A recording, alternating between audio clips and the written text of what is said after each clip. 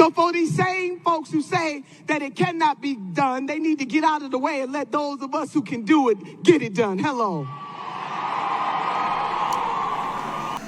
The campaigns are making their final pitch. Today is the day, Iowa. Yes. I am so fired up. Like, I am fired up to an extent that is terrifying to civilians who are out there who are, they kind of know that something is going on, but they don't quite know. And they're like, I don't know why this guy is this hyped up. I went to bed last night at like 2 o'clock. I was doing the news. I was doing videos. I bolted out of bed at like 5:30, like, pah! Caucus. That's all I felt today. I ran to the studio in fault lines, 40-minute drive. I got there in like 20 minutes, running just at a brisk speed. And I did the show with Lee. We had a banging ass show. And the only thing that was running through my head, the caucus is today. The caucus is today. All of the polls and everything else, it's their opinion, man. The vote total gets tallied today. For my burners, I have good news starting out. This is the first caucus site of the day, Union Hall in Ottumwa, Iowa. This is the crowd that was at Ottumwa, Iowa. And right here, Senator Bernie Sanders is the only viable candidate at the first caucus of the day. First in the nation, caucus state. 14 of 15 stood for Sanders. 1 for Warren. Warren is not viable here in Ottawa. Warren declined to realign. So effectively, Bernie Sanders, the only people who showed up were Bernie Sanders supporters, and there was 1 Warren supporter. And because she clearly only had like some minor percentage of the vote, they asked her if she wanted to realign with one of the other Bernie supporters. She said, no, we don't want to realign. I'm just going to take my ball and go home. I'm just going to take my ball and go home. Now, Port Film Co-op, civilians, you ain't in the Army, nerd. You know what I mean. You know what I mean. Effectively, I feel like I know what it is. I feel like I'm a part of this. And I feel like I'm a part in this sort of way where it wasn't that way before. I mean, I've been covering this election. I have a clear political point of view that I want to espouse. And you make your point. And in making your point, you're covering the news and even to some degree reporting the news. When I'm on Sputnik, I'm reporting the news. If events and everything else come out, I'm the guy who's giving the news. It just feels like you're more connected to it. I don't know. It's hard to explain. Not to mention, I have a dog in the race. Sanders, my dog, is in the race. And he, morning consult, today, Biden 28, Sanders 24, Sanders up 1, Biden down 1. If we go to early primary states, Joe Biden, it gets closer. Sanders, again, up 1. It looks like Biden has gone down 1. If we go to Super Tuesday, oh God, it's even closer. 2 points. 2 points. 2 points. That's it. 2 points. Super Tuesday. He's flaming out. He's flaming out, dog. He's flaming out. What is black voters? All right, he still has the lead in black voters. That hurts me. I haven't been able to make that case yet. But look at this. Hispanic voters are making up the gap. Got to mind the gap, dog. Got to mind the gap. And you have all these black voters going to Biden, and Sanders is like, all right. Hola, senora. Oh, yeah. And make the whole video. Hola. I guess my point is, this matchup is getting closer and closer. Sanders, as he's going up, that is showing in Morning Consult, Real Clear Politics. I can show you the poll today that came out in Iowa showing he was up, I think, by 4. It's clear he's going up. And as he goes up, panic all throughout the establishment. One of the reporters from Sputnik, my co-host actually, was in Iowa. He goes to a Warren concert, rally, and he's like, hey, this is not that bad. It looks like she's not doing that bad here. I mean, she looks like she has a pretty decent crowd. He goes to Sanders' group. It's 7 times the size of Warren's. And he's like, oh my God. Oh my God. Oh my God. This guy might can win. This guy might can win. Now, that's the reality of things when I'm showing you the polling. I've kept track of the polling. I've told you trends are the things that are more important. This particular trend is Biden is going down, Sanders is going up. And that is a dangerous trend considering we are going into Iowa and Sanders is leading in Iowa by like 4 points. So, what do you think is going to happen in Iowa? And at the very least, who do you think has the best chance from the standpoint of the raw vote? Now, when those votes get shuffled and the realignments and everything else, it gets messy. But just talk about the raw vote for the moment. They are terrified. Now, the interesting thing is watching MSNBC with their jeans on. They're being casual because they're doing the show all day, so they'll be casual. They're in their jeans. And Chris Matthews melting down. A man breaking down at the prospect of Bernie Sanders possibly winning this primary. It is an astonishing thing to watch. And it's not just Chris Matthews. It's like, oh, Bernie would be a bad choice. They're just saying it openly. All pretext. These motherfuckers weren't listening to us as we slandered the man and smeared the man for the last year. Maybe we weren't overt enough. So now we just gotta give it all we got. We gotta hold back the night. We gotta hold back Bernie Sanders. He's unelectable. I don't know why they're gonna vote for that guy. I don't see anybody in the field that can take on Trump. This is the shit that they're saying on MSNBC. They're losing it. They're losing it. I hate to tell Chris Matthews. I hate to tell him this. McGovern is not Sanders. McGovern is John Kerry. McGovern is Al Gore. And yeah, McGovern is Hillary Clinton. Meaning, all of your people lost. All of the people who are like you, who you want to run, lost. Year after year after year. The one guy that wasn't like you, that ran as a lefty, was Obama. But all of the people who you want, and the people who you talk about, and the people who you espouse as being a great candidate, lost. Completely, utterly, and entirely. Lost. The last one losing to a racist reality show host. Lost. But nevertheless, MSNBC still doing their thing, slandering and slamming Sanders relentlessly, unceasingly. This is one of the rallies. The last story that this reporter who's been covering the Sanders campaign gets to do. Listen to what she's saying. Sure, Cooker, now with us being so close to the caucuses, but what is the atmosphere there like now? Well, people are really amped up here, Omar. It's something that we've always seen with the Sanders campaign. His supporters are emotional and they are with him, but you can kind of feel like they can almost taste victory coming tomorrow. Now, we'll see what happens, but people are very, very excited. There are volunteers here from all over the country, but also volunteers from all over Iowa out. They're maintaining what Bernie Sanders always talks about, their grassroots movement. They're knocking doors. They think that they can take it this time around. Now, to my burners,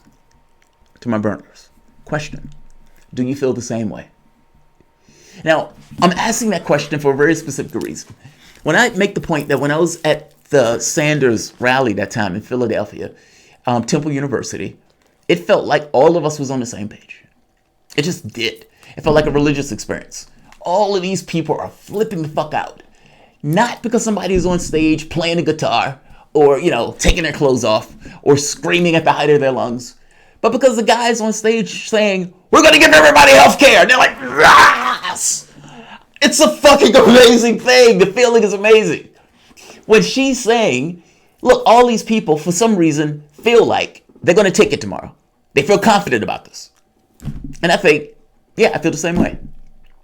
Now, my confidence in this is less so because for me, I look at it and say, well, I don't know how the votes are going to shuffle out. Meaning that Elizabeth Warren supporter just left. Like, fuck this. Out here. Sexist asshole. She just left. She didn't back Sanders. Don't be bitter. Don't be bitter. And it probably hurt that much worse when everybody else was Sanders and she's standing there. Like, motherfuckers. But I hope you get my point in this. I don't know how it shakes out in the end with all the votes. Klobuchar voters are probably going to go to Biden. Warren, if she gets the 15%, you just saw that supporter leave, meaning we don't know the percentage of Warren supporters. Let's say based on Morning Consult, 50%. So 50% of them go to Sanders. And some other percentage go to other people. But Klobuchar is pulling in 8% in some of these polls. And if that pans out, That's a lot of votes going to Biden in this case. That's all I mean. It's that shakeup gets a little dicey because of the way the election thing. And I've told you before, I think I told you maybe a month ago, that one of Sanders' weaknesses has to do with this notion that he is running against the entirety of the party, meaning he has to blow them out, kind of in the way that Trump blew out the other Republicans. Because otherwise, it's too many of them that if they lump themselves into Joe Biden, it may have a higher threshold, especially if Warren stays in the race, which I strongly suspect she will, in order to just keep it from him.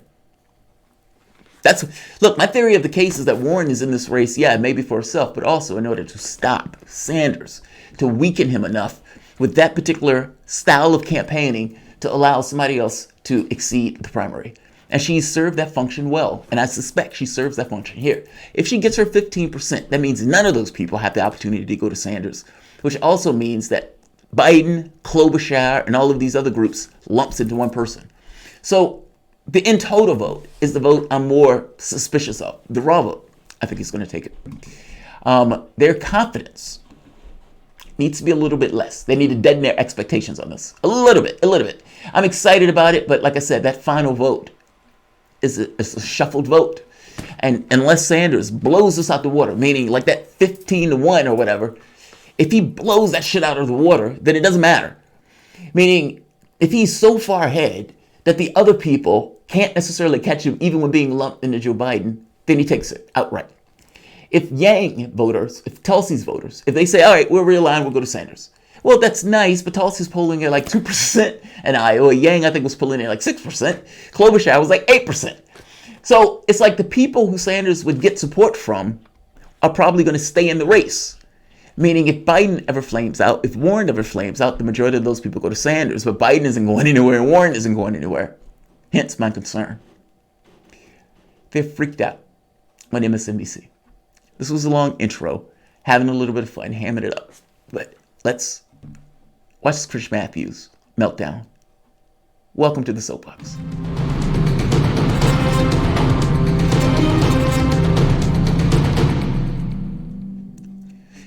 My name is Jamal Thomas. This is the Progressive Soapbox. Guys, if you dig this content, please like, share, subscribe. You can always support PayPal, Patreon. This content is really brought to you by you because they demonetize these videos anytime.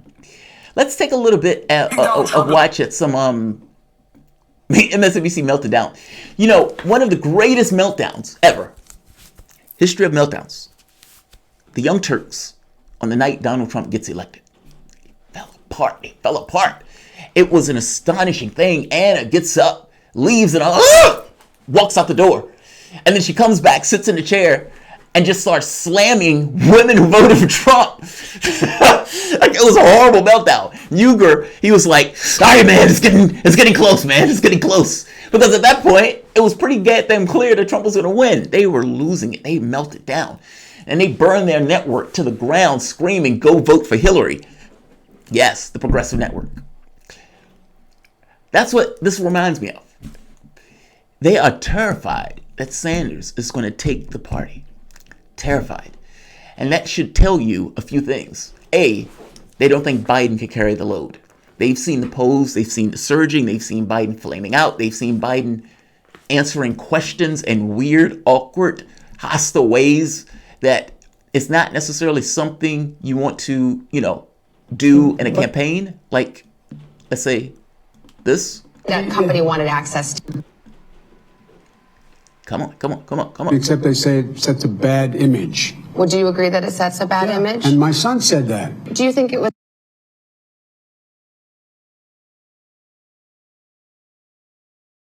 Come on, Joe. Come on. Wrong for him to take that position, No.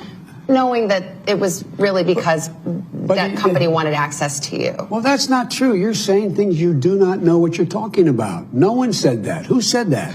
Don't you think that it's just one of those things where people think, well, that seems kind of sleazy. Why would he have that job if not for who his father was? Because he's a very bright guy, and no one's. Thank you. How hard was that?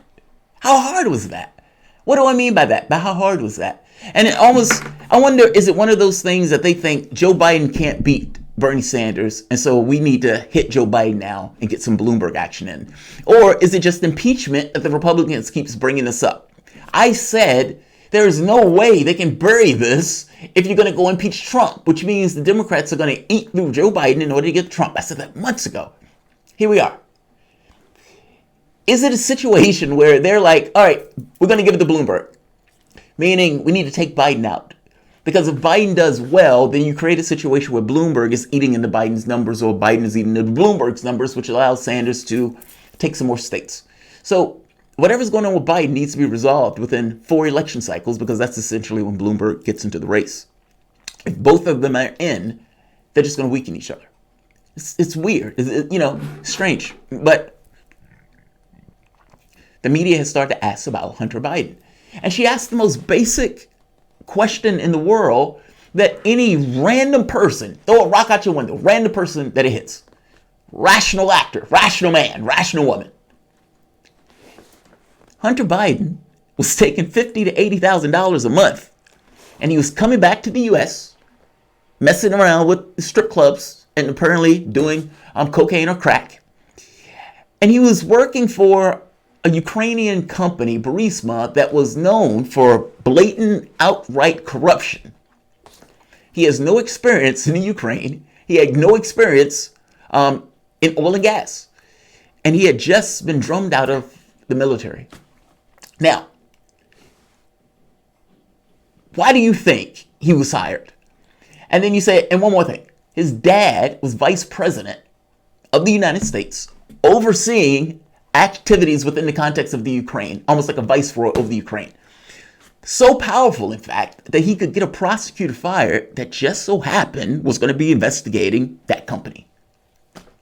Now, rational actor looks at this and says, yeah, that kind of stinks. I mean, if his dad is the vice president overseeing the company, I mean, maybe they hired this guy for influence. That makes sense, especially since Joe Biden has somewhat of a history of doing just that. Meaning being in a position and having some family member in another position to take advantage of the fact that his dad is in that position. Like, this has been something throughout the course of his career. Ryan Grimm talks about this, where he goes down and explains some of the stuff that went on with Joe Biden and his other family members. All I'm saying is, that's a legitimate question. Does it not look corrupt from just a random person who's looking at this, that your son is working at this company while you are vice president of the country? Nope. I don't think it seems bad at all. He's just a bright guy. Keep saying that, because nobody believes that. Nobody at all believes that. Let's go to Chris Matthews. I want to see Chris Matthews. You know what? I'm going to leave that video for last, because that video is just fucking special. So let's see this one first. Chris Matthews is bashing Sanders relentlessly, completely, unceasingly. Opponent for whoever the Democratic nominee is. I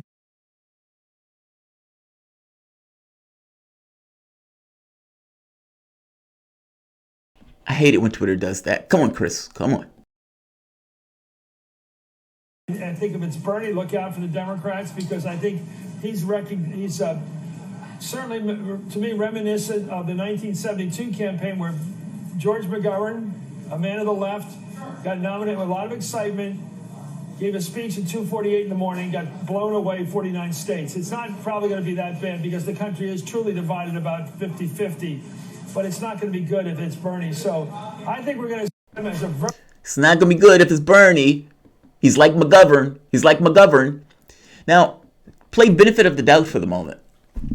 It's possible he believes that. Like, don't assume he's entirely a partisan actor. I mean, I've seen Chris Matthews go after Hillary Clinton on the Iraq War vote. He went in her ass on that vote. The entire interview that those two were having were tiddlywinks. Chris Matthews was like sucking her toes. And then it gets to Iraq and he flips. It's almost like a light goes off and he attacks her.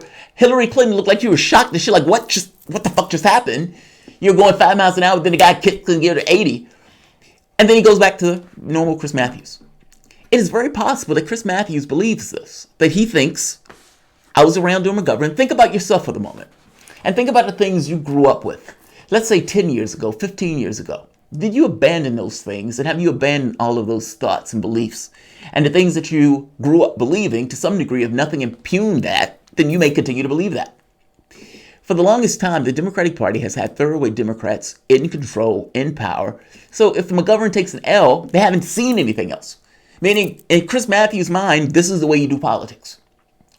To make it more, that much important, meaning beyond the propaganda part, the environment changes. Your environment determines your political system, not the other way around. It's not the political system that overtly determines the environment. You can make an argument there's a feedback mechanism between the two. But the moment that your society gets to a point where you have over 40% of the people working low-end jobs, you've increased the amount that they have to pay for school, for drugs, for medicine, for healthcare, and you've made their life that much worse. Meaning, you have both parents working, everybody's buried in debt. And you have a small crust of people going away with 95% of the income gains. Now, that socialist who's making that argument during the time of Ronald Reagan may not get heard. That socialist will get heard now. That's the difference, Chris. Your times have changed. Meaning the guy who was screaming hope and change, that should have ticked you off that the public was looking for something radically different. They were just conned by Obama. The catch is they're not being conned here. And in this particular situation, he has an ear basically because of what your class has allowed. I hope you understand what I mean. You fronting, the Democratic Party fronting for the rich, essentially being the front person, we're at least worse than the Republicans. By the same token, continuously getting worse because the Republicans were getting worse. The society becomes that much more difficult in regards to people and the way they're trying to live their lives. At some point, you can look through our history. At some point, the society says, we don't like this. And at some point, there's somebody to explain what's going on. It's just in this case, the guy calls himself a democratic socialist. They may be scared of that. They may freak out by that. But the income inequality in this country has gotten to the point where that voice gets heard. Now, that may not work from the standpoint of McGovern, but you're not living in the era of McGovern. Donald Trump is your president. And it would have been impossible for Donald Trump to become president during the time of McGovern. I hope you understand what I mean. Times change. And as those times change, the environment affects the political system. And yes, there's a feedback. You have a political system that allows people to live decent lives where they're not necessarily buried in debt and they can go about their way and have the basic things that they need. Clean water, food, clothes, air. Yeah. In that case, your political system is going to be much less hostile because your society is much less under stress. I hope you understand what I mean. There's a feedback between the two, but environment does affect what people want and think about their particular world. The influx of immigrants going into Europe destabilized their particular politics, especially with the austerity package that was being in. My point is the environment changed with the influx of those immigrants, and those people's opinions also changed. Same thing is true here. The McGovern in this particular situation is Hillary, who lost to reality show hosts, or Al Gore, who lost to a warmonger. Or, in this case, John Kerry, who lost to that same warmonger, who was caught explaining what he would need to do to get into the race because Joe Biden couldn't carry the load. Let's go to another one. Here are a bunch of other people complaining about Bernie Sanders potentially taking the race. That if Bernie Sanders is looking like, there's no doubt that if Bernie Sanders is looking like he's going to run away with it, for the Democratic establishment. Now, there's a look at his face. That's fear. He's terrified. Absolutely terrified. Be terrified, buddy. That's almost as scary as losing Donald. Like, beating Donald Trump is really important. Almost as important as keeping Bernie Sanders from being the party's nominee. Beating Donald Trump is important. Keep going. And that will help Mike Bloomberg if that's where we end up. Now, think about what he just said. And to be fair to him, he did say from the Democratic establishment's point of view, meaning he understands that from the Democrats, establishment Democrats, people who are well off. Now, keep in mind, I want to tell you something else that I keep making the point that's important. Points of view are not objective. There is no such thing. You always put your stake down somewhere, meaning you tie yourself to a stake and you move in a particular direction. But it's always tethered to something. You're not floating in space. They have points of view. They have points of view based on how they were raised, their culture, how much income they have, all these things. influence their points of view. But in this particular case, I want to make the point about class and how class affects your point of view of the world.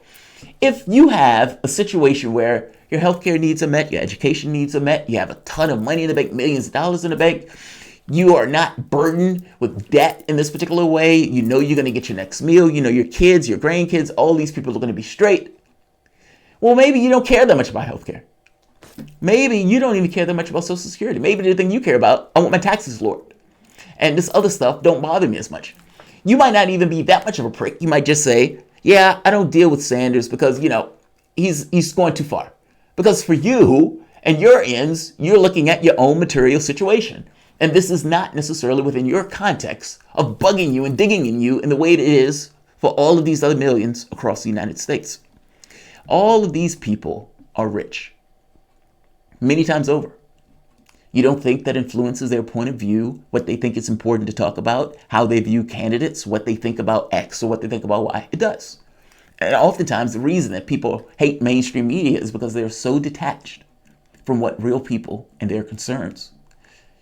They've gone so far as to say that beating Sanders is almost as important as beating Trump. You can say it another way. Losing to Sanders would almost be a little bit worse than losing, or a little bit least worse than losing to Trump. It's the issue where they're essentially saying we would rather almost have Trump than Sanders. My argument has been, yeah, they would prefer Trump over Sanders because at the very least, they are not going to be touched.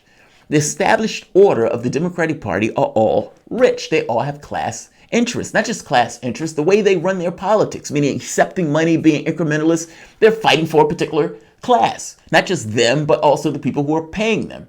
From their standpoint, Trump would be better for them, especially from the standpoint of class interests. That's why I make the argument that it's not necessarily that the public will be okay with Trump winning over Sanders. It's more so that you have an establishment order of Democrats that have third way concerns and maintaining a particular power base that they don't necessarily want to give up. And they're not necessarily wanting to give that up.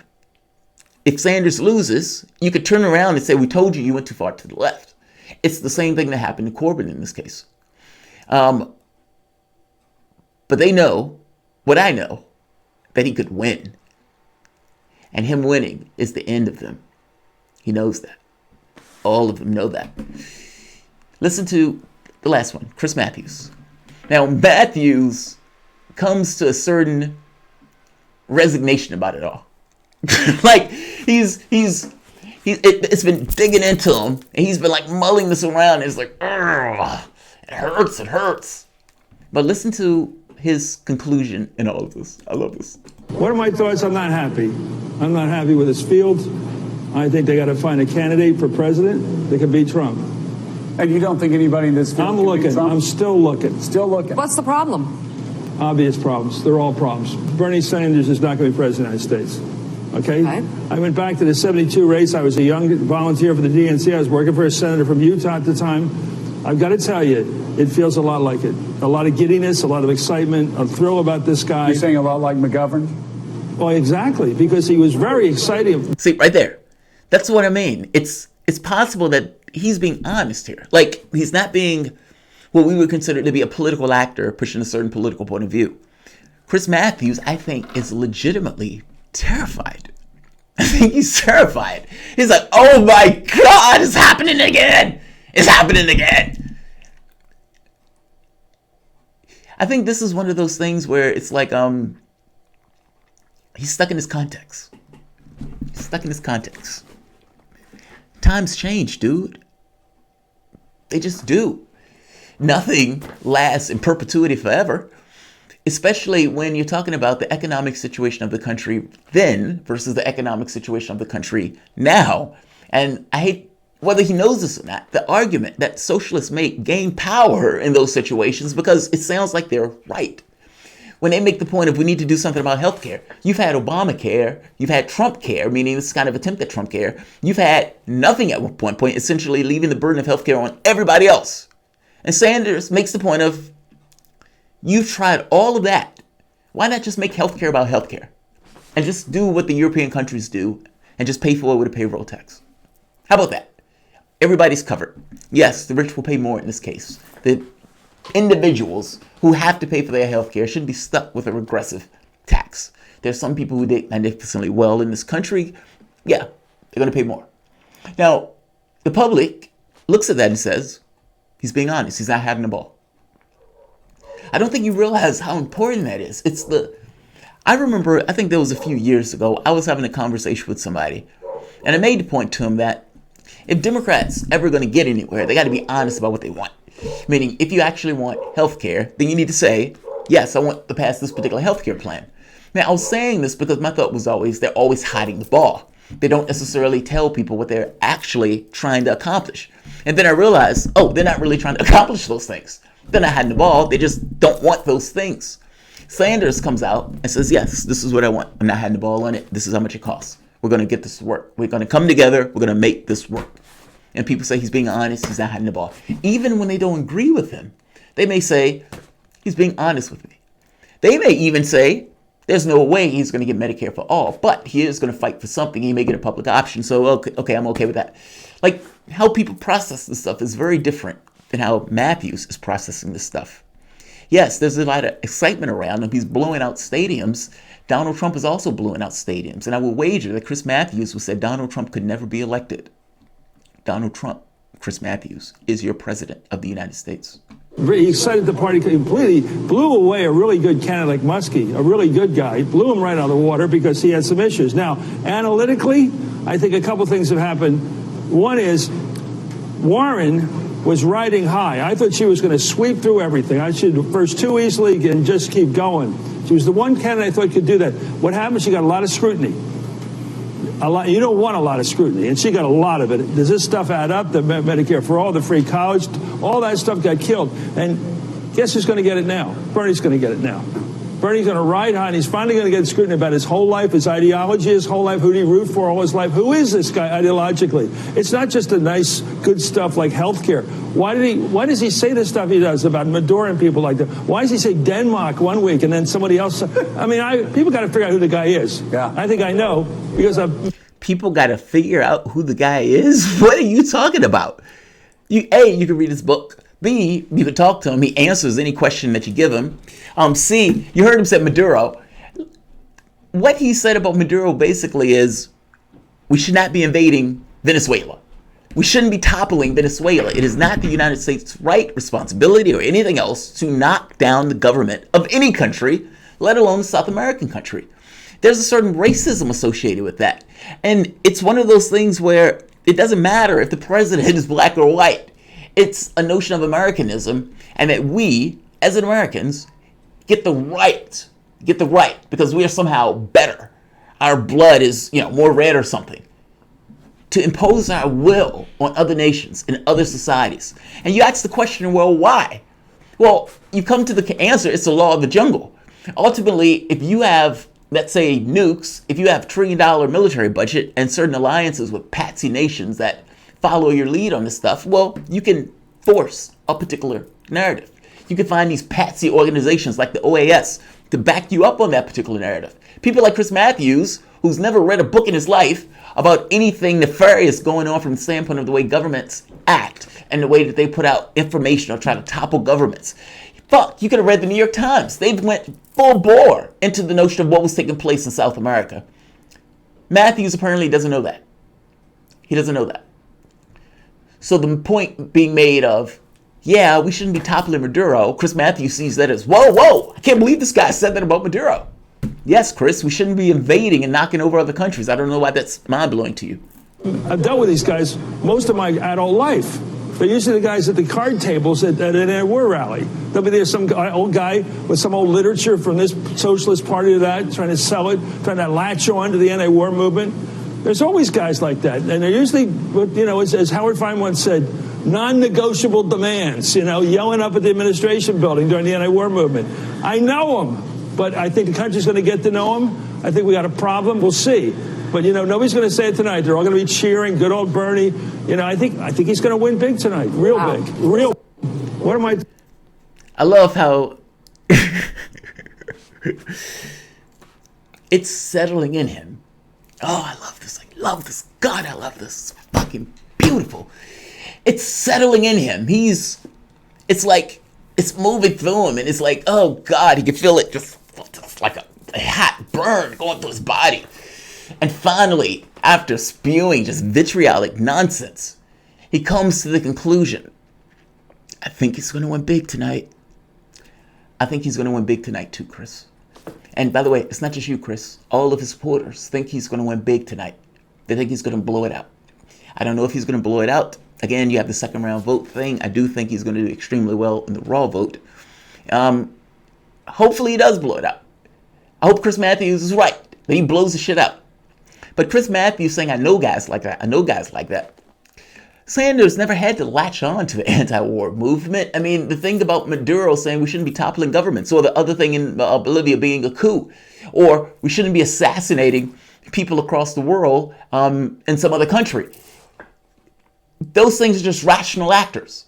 Now, you could say that's an anti-war thing, but the catch is, this is not necessarily out of kilter with the stuff that Sanders has been saying. And any domestic policy that you're going to run, especially big domestic programs, you're going to have to do something with the military budget. You can't have this unrestrained military budget where you're pumping like $1 trillion into, not including even intelligence and all this other stuff, black budget projects where most of Congress doesn't know about, and have your big domestic programs.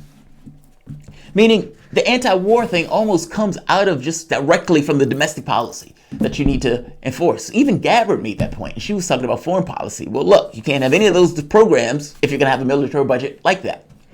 It's not that they have to latch on to it. It's just a factor of what they want. It's not a bug. It's a feature, Chris.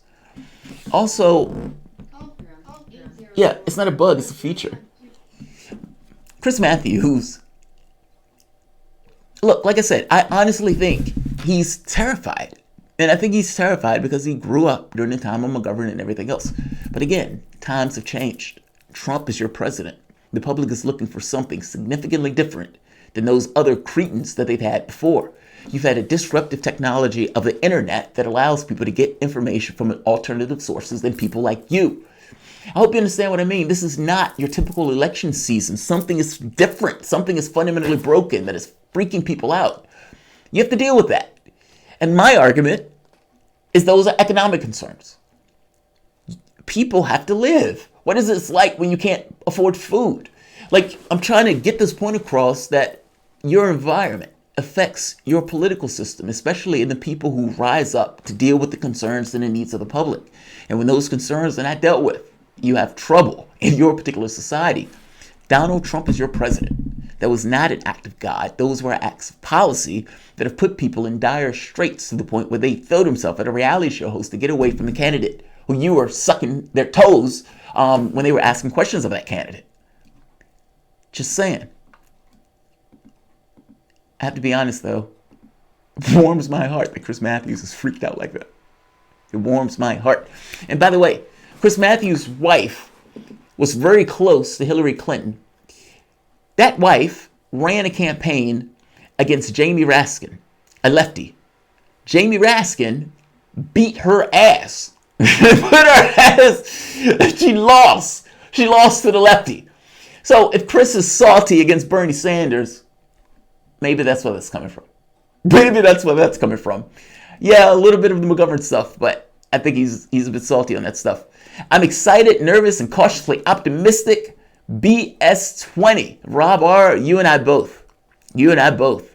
Jim Garrison. The times are changing, Chris. Yes, they are. Yes, they are. Jim Garrison. Thanks, man. All of you. Thank you. This one has gone a bit long, but I had a ton of videos that I had to show in order to kind of make that work. God, I was laughing my ass off. Laughing my ass off. And yeah, Chris Matthews' wife got her ass handed to her by a lefty. By a lefty. Iowa. I'm going to be trying to keep track of the Iowa thing, and I have a clinic visit that I have to take tonight. I can't necessarily duck that one because I ducked it Friday. But I'm going to leave you with this, though. I'm going to leave you with this. Just remember, in 2016, They dragged Sanders out in a wooden cage. And in that wooden cage, they threw bananas, tomatoes.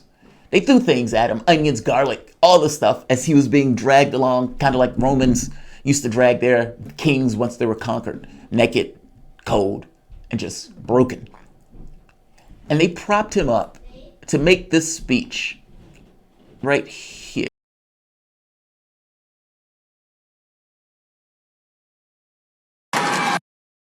Together, my friends,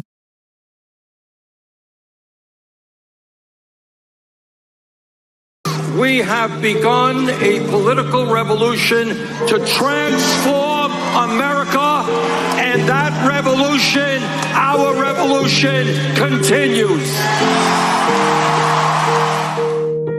I'm Bernie Sanders. I'm running for president, and I'm asking you today to be part of an unprecedented grassroots campaign of 1 million active volunteers in every state in our country.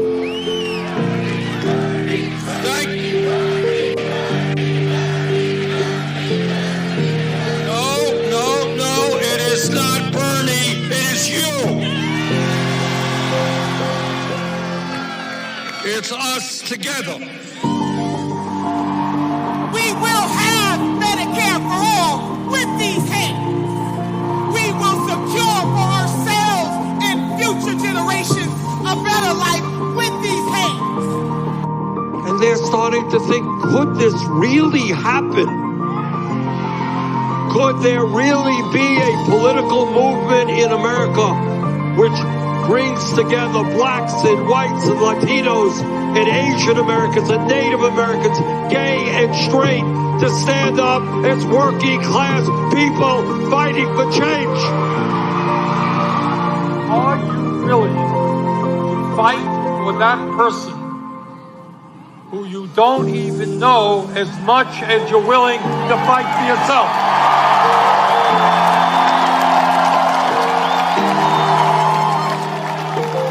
Because if you are willing to do that, if you are willing to love, if you are willing to fight for a government of compassion and justice and decency, if you and millions of others are prepared to do that, there is no doubt in my mind that not only will we win this election, but together we will transform this country. Thank you all very much. Test day is today, Iowa. I'll keep you guys up to date on anything that comes out from the standpoint of news.